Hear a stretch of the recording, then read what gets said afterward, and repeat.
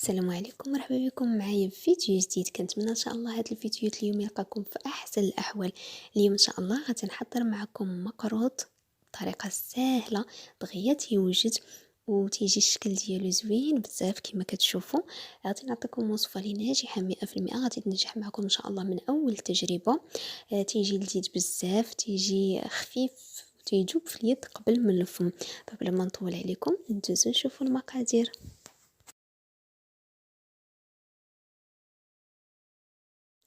غنحتاجو السميده. انا استعملت سميده متوسطه ماشي سميده رقيقه، هانتوما كتشوفوا سميده متوسطه. انا درت 4 ديال الكيسان ديال السميده. استعملت كاس كبير كيهز 170 غرام.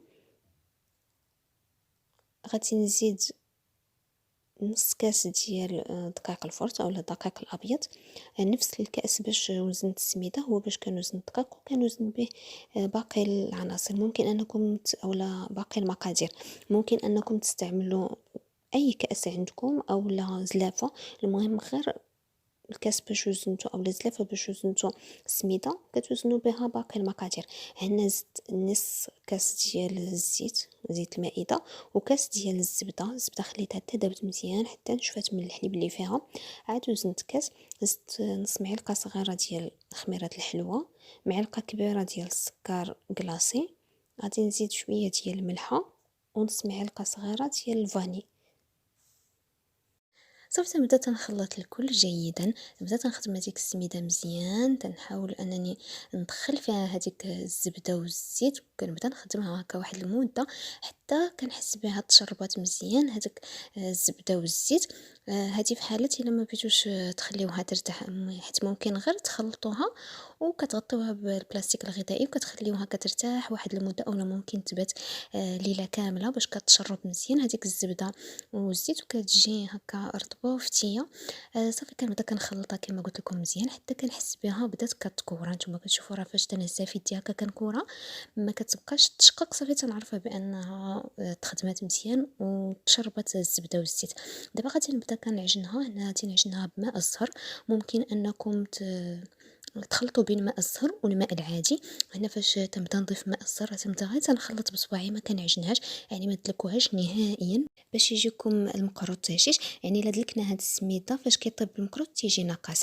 كنبدا كنضيف ماء الزهر غير شويه بشويه، ما كنضيفش كميه كثيره، كنضيف غير شويه وتنخدم هذيك السميده دائما كما قلت لكم بصباعي حتى كنحس بها تشربات مزيان. عاد كنبدا كنضيف كميه اخرى هكا تنبقى نخدمها حتى كنحس بها صافي تشربات مزيان ماء الزهر وكتجي كنحس بها ارتبط.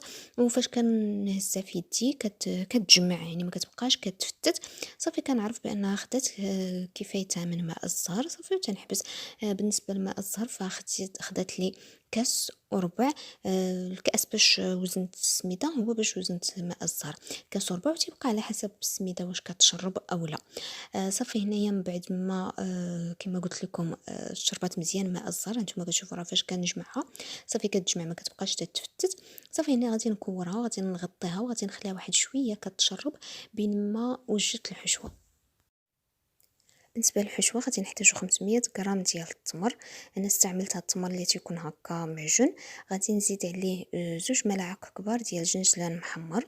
غادي نزيد معلقه كبيره ديال الزبده مذوبه. غادي نزيد 4 معالق صغيره ديال القرفه وشويه ديال روح الزهر. هنا تقريبا غير 3 ديال النقيطات ديال روح الزهر. صافي وغادي نعجنو مزيان.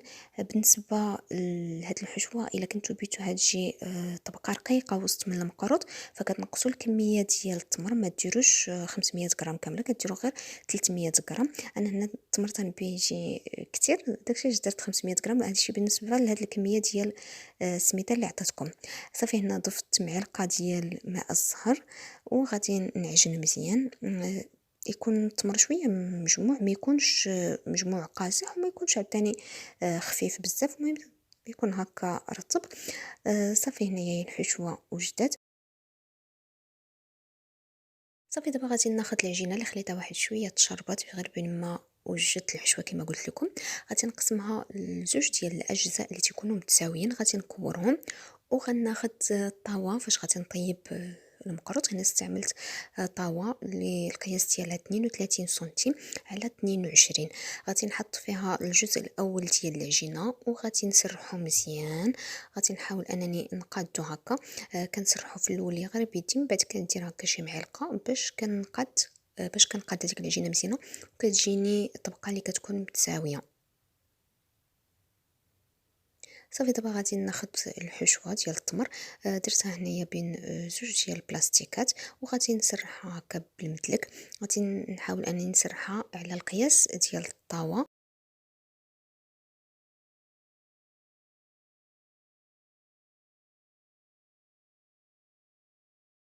صافي غادي نهز هذيك الحشوه ديال التمر، غادي نحطها هكا غادي نهزها بالبلاستيكه ديالها، غادي نحطها فوق من طبقه ديال العجينه. غادي نحاول نقادها هكا مزيان قبل ما كنزول الميكا، كنحاول انني نقادها هكا مزيان. صافي دابا غادي ناخذ الجزء الثاني ديال العجينه، غادي نسرحو بالدلاك. هنايا خديت بابي كويسون وقطعته على القياس ديال الطاوه، حطيت فوق منه العجينه وغطيتها ببلاستيكه هكا باش ما كتلصقش. صافي غادي نسرحها بالمدلك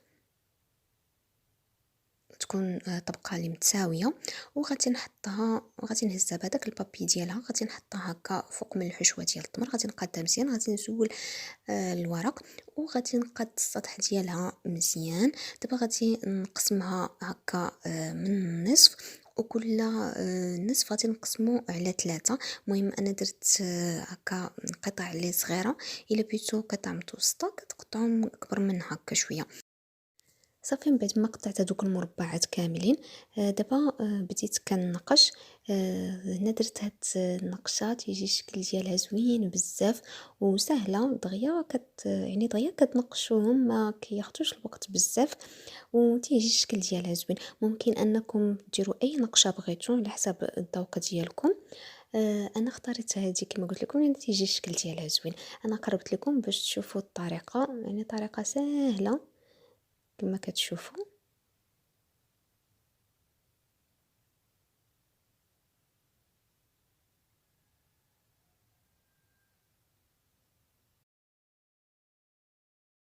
صافي من بعد ما كملتو يعني نقشت هذوك المربعات كاملين، دابا غادي ندخل الطاوه للفرن اللي مسخن من قبل. غادي نخلي هذا المقروط كيطيب على نار متوسطه، في العافيه كتكون غير من التحت. كنخليه كيطيب حتى كيبان ليا بدا كيتحمر من الجناب، عاد كنشعل ليه من الفوق تنخليه غير يتحمر شويه، يعني غير كياخذ هذاك اللون الذهبي كيولي هكا صفر. صافي تنخرجو، ما كنخليهش حتى كيتحمر بزاف لان غادي يجي المقروط يابس. صافي مباشره من بعد ما خرجته من الفرن هو باقي سخون، تندير فوق منه العسل. عندي هنا العسل بارد والمقروط سخون هكا باش كيتشربوا مزيان. صافي غادي نسقيه كما قلت لكم مزيان بالعسل وغادي نخليه كيتشرب. كنحاول نوزع هذاك العسل فوق منه كامل وتنخليه كيتشرب هذاك العسل مزيان. هنا انا حضرته في الصباح وخليته حتى العشيه، يعني خليته هكا في الطاوه ديالو هكا بقى كيتشرب العسل حتى العشيه. عاد زولته من الطاوه، وفاش كنزولو من الطاوه راه كيزول بكل سهوله. هنا استعملت غير هاد فرشيطه هكا صغيره كيزول بكل سهوله، يعني ما تيكون لاصق ما والو.